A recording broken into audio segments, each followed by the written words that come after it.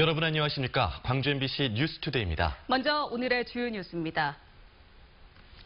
5.18 민주화운동을 무력 진압한 공로로 군부대와 지휘관들에게 수여된 표창이 38년 만에 취소됐습니다. 광주시가 10년 넘게 추진해왔던 한국민주주의 전당 유치가 사실상 무산됐습니다. 전국 양파 농사의 절반을 전남이 차지하고 있지만 종자 연구에는 관심이 없어서 수입 종자에 자리를 내주고 있습니다. 광주시의회 파행이 이틀째 이어졌습니다. 의원들의 자리 다툼이 계속되자 시민단체가 촛불 민심을 잊지 말라고 경고했습니다. 첫 소식입니다. 전두환과 노태우 등 5.18 무력 진압 추종자들의 훈장이 지난 2006년에 박탈된 데 이어 일선 지휘관과 부대가 받은 표창도 어제 38년 만에 취소됐습니다. 5.18 기념재단은 5월의 역사를 바로 세우는 중요한 계기라며 환영했습니다. 송정근 기자입니다. 80년 5.18 당시 시민들을 무자비하게 진압하고 시민들에게 총을 쐈던 제11특전여단의 최용중 장은 5.18이 진압되고 얼마 지나지 않아 80년 6월에 대통령 표창을 받습니다. 시민 진압 계획을 세밀히 세우고 이를 완벽하게 수행한 공이 인정된다는 이유에서였습니다. 최용중 장처럼 당시에 대통령 표창과 국무총리 표창을 받은 사람은 모두 7명, 특전사령부와 24단 단체 2곳도 함께 표창을 받았습니다. 그런데 이들이 받은 서훈을 취소하는 관련 규정이 38년 만에 국무회의를 통과했습니다. 진압 주동자인 전두환과 노태우, 정호용 등에게 주어진 훈장은 지난 2006년 박탈됐지만 표창은 관련 근거가 없어서 지금까지 취소되지 못한 상태였습니다.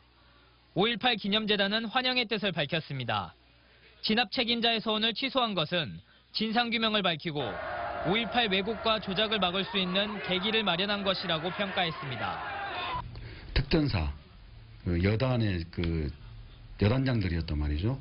그들의 훈포장을 이번에 취소했던 것이기 때문에 그건 달리 말하면 5.18의 어떤 진압 책임, 학살의 책임을 또다시 이제 확인한 거거든요. 이번에 취소 의결된 서훈은 대통령의 재가를 거쳐 취소가 최종 확정됩니다. MBC 뉴스 송정근입니다.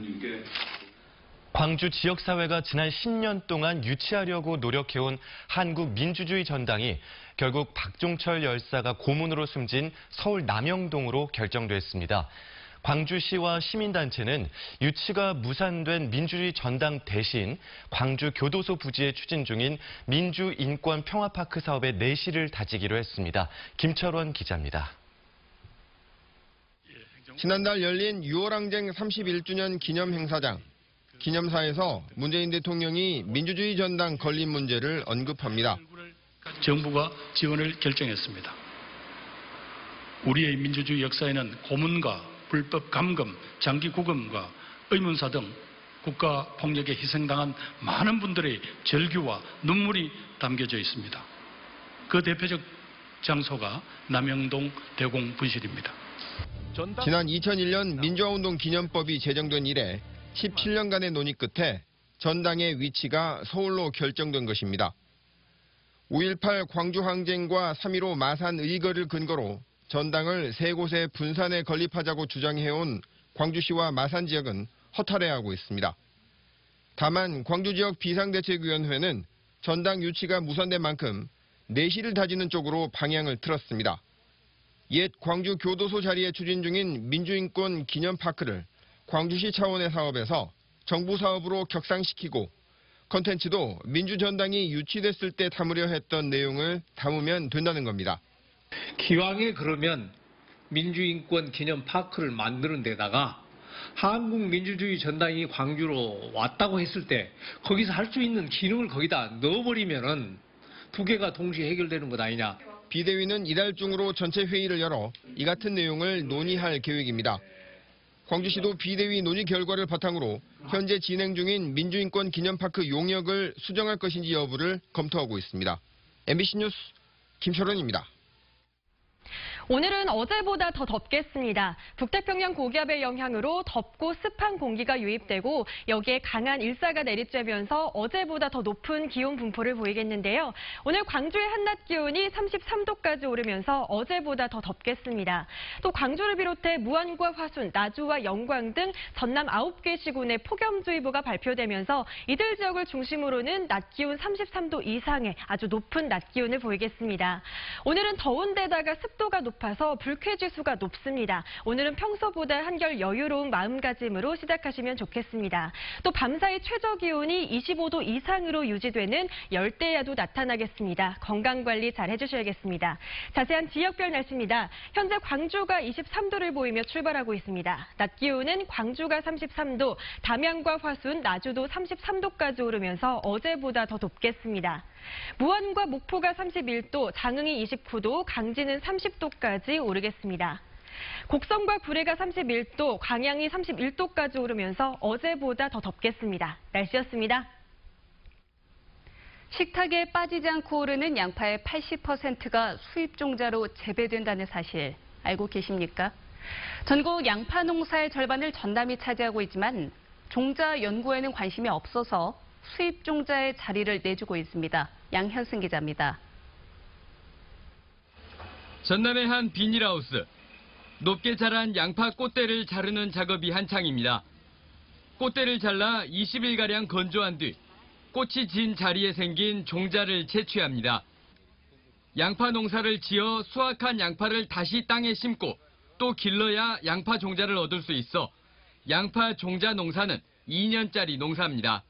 지금 국산도 만생종 같은 경우는 상당히 이렇게 저장성도 좋고 오히려 더 일본 종자하고 이렇게 종자종도 이렇게 좋은 품질을 가진 종자들이 많이 나오고 있습니다. 지금. 양파꽃이 피는 시기가 장마철과 겹치고 온도 관리 등도 쉽지 않아 국내에서는 양파 종자 농사가 만만치 않습니다. 국내에서 연간 15톤가량의 양파 종자가 생산되고 있는데 71%인 11톤이 해남에서 나오고 있습니다. 양파 채종을 하시는 농가들이 이제 별로 없는데 이제 그 대부분을 해남에서 차지하고 있으니까 아무래도 양파 농가분들도 이제 양파의 종자를 대부분 생산한다는 자부심도 가지고 계시고 해마다 나아지고는 있지만 양파 종자의 국산 자급률은 여전히 20%대로 채소류 가운데 가장 낮은 수준입니다. 종자를 수입에 의존하면서 양파 종자 로열티만 연간 180억 원에 이릅니다. 양파 품종을 연구하는 주산지 전남의 농업기술원 전담 인력은 1명에 불과합니다. 양파 재배 면적이 전남의 절반 수준인데도 경상남도가 농업기술원 산하에 양파 특화 연구기관을 두고 활발하게 품종 등록과 기술을 개발하는 것과 대조적입니다. MBC 뉴스 양혜승입니다. 광주 지역 장애인 그룹홈에서 인권 침해 사례 등이 적발됐습니다. 광주시가 지난 3월부터 5월까지 장애인 공동 생활가정 30곳을 점검한 결과 비좁은 주거 환경과 열악한 식사 제공 등 인권 침해 사례가 적발됐습니다. 또 입소료를 과다하게 받거나 장애인을 쓰지 않고 시설 운영비와 인건비로 쓴 사례도 여러 건 지적됐습니다. 광주시는 이번 점검에서 적발된 그룹홈의 행정처분이나 개선 명령을 내리고 운영 방식도 개선하도록 했습니다. 광주 환경운동연합이 4대강 보호 개방 효과를 분석하기 위해서 영산강 승촌보와 죽산보 현장조사에 나섭니다. 환경운동연합에 따르면 오는 26일 대한하천학회와 함께 영산강에서 화학적 산소 요구량과 생물학적 산소 요구량 등을 측정하고 저질토 오염 여부를 확인하기로 했습니다. 환경연합은 영산강 보호 철거 등 근본적 생태 환경 개선을 위한 대책을 마련해서 정부에 건의할 계획이라고 설명했습니다.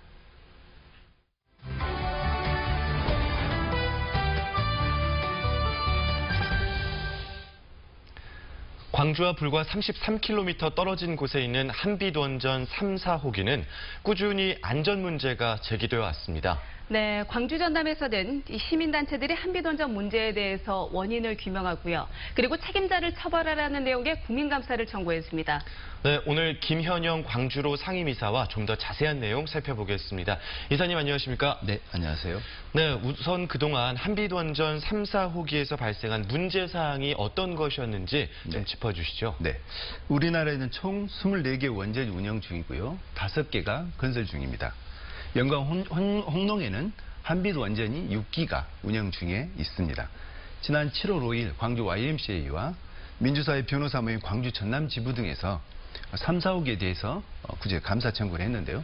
좀 내용을 살펴보면요. 한빛원전 3, 4호기는 건설 당시에서부터 좀 문제점이 커다랗게 제기되어 왔던 사실이 있습니다. 네. 증기 발생기 내부에 이물질이 유입됐다든가 세관이 파열돼서 방사능이 유출되었다든가 방호벽 철판이 부식되었다는 등 안전상 지금까지 꾸준히 문제점이 제기되었음에도 불구하고 구체적인 정보를 제공하지 않고 구체적인 사실에 대해서 시민들이나 도민들에게 일체의 이야기를 하고 있지 않는 것이 현실이었기 때문에 감사 청구를 하게 된 것입니다. 그렇군요. 뭐 네. 이물질이라든지 균열 같은 경우에는 저희도 여러 차례 보도를 했었는데 네. 그러면 시민사회에서 최근 감사원에 청구한 내용 어떤 게 있을까요? 네, 총 4가지 것인데요. 먼저 한빛원전 3, 4호기의 운영 및 관리 책임자가 도대체 누구인가 하는 것이 먼저였고요. 네. 두 번째로는 증기 발생기, 방호벽 결함 등의 구체적 원인이 무엇인가에 대한 규명에 대해서 이야기했고요. 세 번째는 정기검사, 안전검사 등이 적법한 절차에서 꾸준히 전개되었는가 하는 것이고요. 마지막 네 번째 같은 경우에는 결함과 하자가 발생 시에 적합한 검사가 꾸준히 진행되었는가 하는 총 4가지 것에 대해서 감사 청구를 했습니다. 네, 이 감사 청구 내용을 들어보니까 운영 전반에 관한 총체적인 문제가 있었던 것으로 보이는데요. 그렇습니다. 시민사회에서는 이런 문제들에 대해서 그동안 충분히 발견할 수 있는 하자였다라고 네. 하면서 더 답답해하는 것 같습니다. 어떻습니까? 네, 그렇습니다. 3호기 같은 경우에 예를 들면 증기 발생기 세관 균열이 있어서 방사는 이미 누출되었고요. 4호기 같은 경우에 증기 발생기 안에 이물질, 그다음에 망치가 발견된 심지어는 망치가 발견된 경우도 네, 있었고요. 그랬었죠. 네. 한국 수력 원자력에서는 2002년부터 이런 문제를 알고 있었습니다. 하지만 지금까지 아무 대책 없이 꾸준히 운영해 왔고요. 네. 주민들이 이것들을 알리자는 문제점이 제기되어 왔기 때문에 저희들은 충분히 인지하였음에도 불구하고 대책을 마련하지 않고 꾸준히 전개된 것에 대해서 이번에 구체적으로 감사 청구를 하게 된 것입니다. 네. 네. 그런데 좀 잘 이해가 안 되는데요. 네. 이렇게 문제가 계속 제기가 되어 왔잖아요. 네. 원전이나 지자체에서는 뭐 특별한 대책을 더 내놓지 않았던 건가요? 대책은 물론 있었습니다. 예. 근데 대책 같은 경우에 이제 약간은 구체성이 좀 떨어지는 문제가 있었고요. 네. 특히 원전 문제는 국가 안보 차원에서 접근해서 구체적인 공개를 하고 있지 않습니다. 이게 국가 안보는 오히려 시민 안전보다 우선할 수 있는가 하는 걸 되묻고 싶습니다. 네. 어떤 쪽에 가치를 두고 있는 것인가? 그렇습니다. 예. 그 구체적인 것 좀 내용을 보면요. 네. 2015년 9월에 광주시와 한빛 원전 사고대 한 라인은 마련되었습니다. 그다음에 행동 매뉴얼도 만들어져 있고요. 네. 다만 매뉴얼이 현실성과 구체성이 있는가 하는 것에 대한 의문점이 드는 것이 사실인 것 같고요. 네. 아까 말씀하셨던 것처럼 한빛 원전으로부터 광주는 최단 거리가 33km고 최장이 60km 정도 됩니다. 네. 광주시가 가지고 있는 원전 분야 안전 현장 매뉴얼이 구체적으로 점검해야 될 시점이 된 것입니다. 예를 들면 구호소 같은 경우에요. 네. 조선대 같은 경우에 41만 5천 명을 수용해야 된다 하고 광주대가 29만 명을 수용해야 된다고 합니다. 네. 그래서 구체적으로 이게 실현 가능할 것인가? 네. 구체적으로 점검해 봐야 될 시점에 지금 도달한 것입니다. 그렇네요. 네. 이 대책의 실효성에도 문제가 있지만 국가 안보를 위해서 시민들이 그 대책을 알 수 없었다라는 점이 참 안타까운 현실이지 않을까 싶은데 네, 그렇습니다. 문재인 정부는 탈원전 기조를 유지하고 있습니다. 하지만 일각에서는요, 이 전기료가 인상될 것이다라는 이유로 그 원전 축소에 반대를 하고 있는 실정이거든요. 네. 이런 시선에 대해서는 어떻게 보고 계십니까? 네. 무엇보다 이제 일단 먼저 중요한 문제가 원전 한 번의 사고에서 우리나라 전체의 국민들이 공멸할 수 있다는 것을 인지를 해야 된다고 생각하고요. 네. 독일 같은 경우는 2022년, 대만은 2025년에 탈원전 시대를 선언합니다. 그리고 최근 들어 국제 에너지 동향 같은 경우에 저탄소 에너지인 신재생 에너지가 크게 이게 에너지 방향으로 정책 방향을 제시를 하고 있습니다. 따라서 저희 우리나라 같은 경우에 태양열이나 풍력 등 재생 에너지에 보다 주력에 대한 시점으로 보여집니다. 알겠습니다. 조금 더 각별하게 신경 네. 써야 될 것 같습니다. 네. 지금까지 이야기 잘 들었습니다. 감사합니다. 네, 고맙습니다.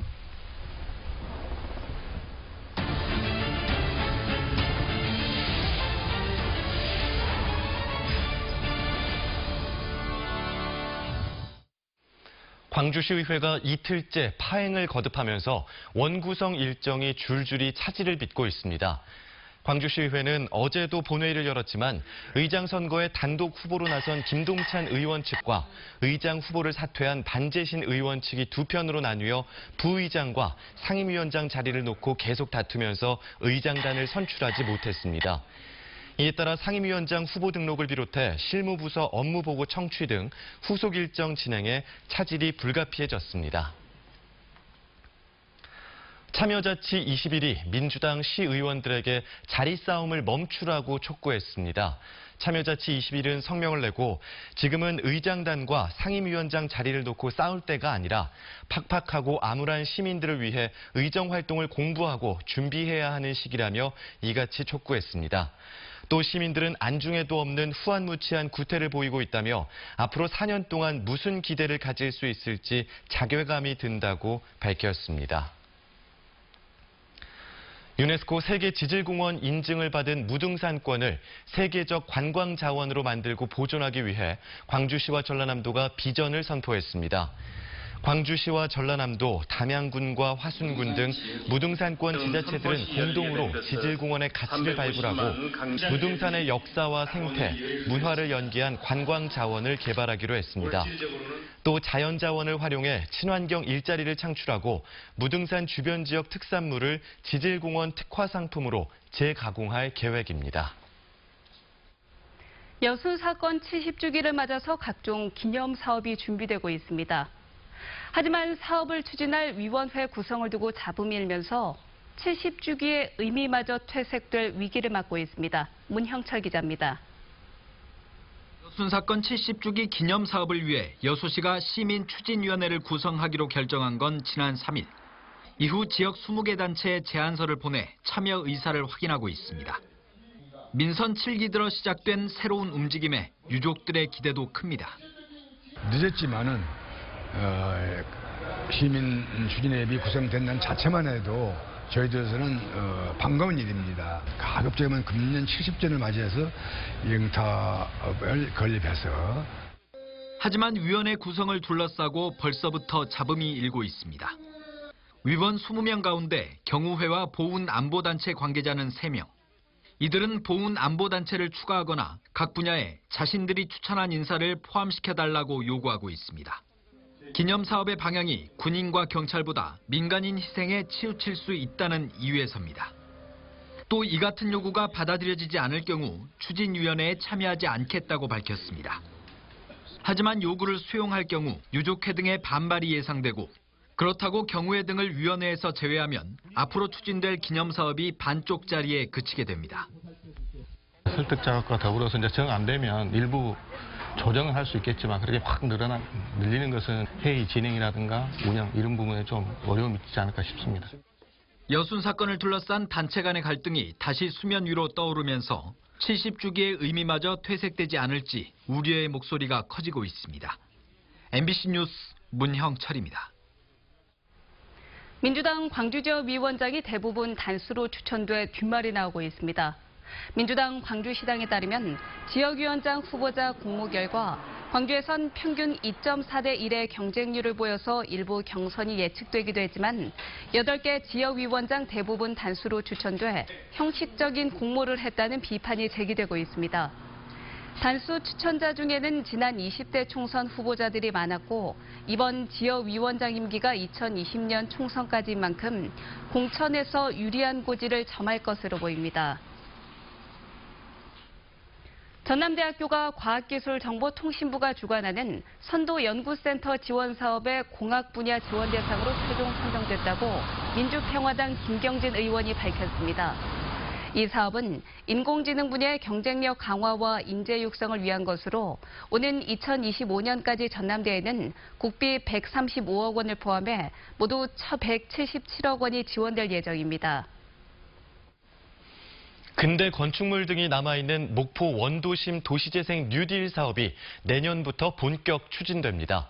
근대 역사문화 자산을 활용해 도시의 경쟁력을 키우고 삶의 질을 높이기 위해선 주민들의 참여가 관건입니다. 김양훈 기자가 취재했습니다. 볕이 잘 들어 보리를 말리기 좋은 곳이라 해서 이름 붙여진 보리마당. 아름다운 풍광과 함께 골목길마다 1897년 개항 이후 서민의 삶의 모습이 아직도 그대로 남아 있습니다. 유달산 자락 보리마당 지역 9만 9천 제곱미터의 주거 환경을 바꾸는 도시재생 사업이 추진되고 있습니다. 테마마을을 조성하고 주민과 예술인 상생협력 프로젝트를 추진해 도시 경쟁력을 향상시키겠다는 구상입니다. 보리마당 도시재생 사업은 낙후된 이 지역 주민들이 살기 좋은 도시에서 살 수 있게끔 하는 사업입니다. 목포진과 근대 역사관 등 근대 양식 건축물들이 산지에 있는 목포시 만호동. 지난 10년 동안 인구가 30% 가까이 감소하는 등 도심 공동화가 심각합니다. 1897 계양 문화의 거리 도시재생 사업은 급격히 쇠퇴하고 있는 도심 기능을 회복하는 데 초점이 맞춰져 있습니다.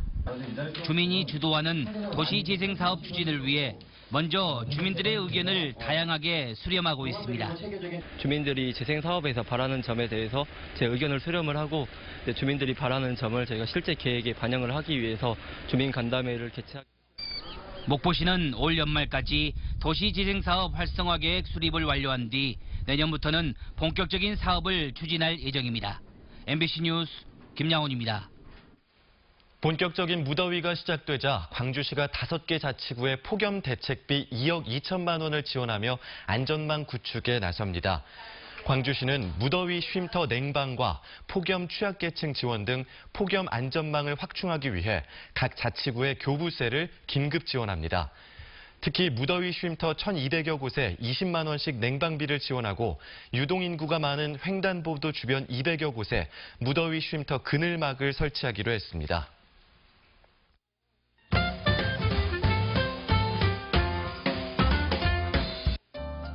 최근 정부가 내놓고 있는 다양한 주거 지원 정책, 나도 해당이 되는 건지 궁금하셨죠? 국토교통부가 새로 개편한 마이홈을 이용하면 지원받을 수 있는 사업을 한눈에 볼 수 있습니다.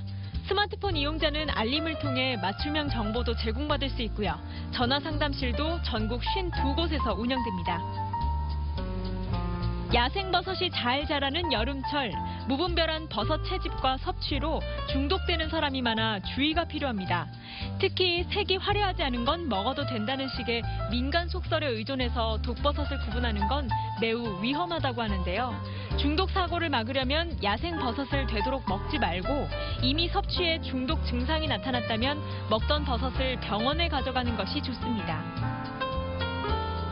최저임금 인상에 따라 경비원 구조 조정이 늘고 있는 요즘, 옥상에 태양광 패널을 설치해 관리비를 아끼고 경비원의 고용도 유지하기로 한 아파트 단지가 관심을 모으고 있습니다. 울림동 라인 2차 아파트인데요. 해당 아파트에는 국시비 등 1억 7,600만 원가량의 사업비가 지원되고요. 연간 2천만 원의 전기요금 절감 효과가 기대됩니다. 무더운 여름, 클래식과 재즈 선율로 즐거운 시간을 보내는 건 어떨까요? 광주 서구문화센터 대공연장에서는 오는 20일 재즈 페스티벌이 열립니다. 티파니에서의 아침을 OST 문 리버, 엔니오 모리코네의 시네마 천국 등 익숙한 명곡들을 즐길 수 있습니다.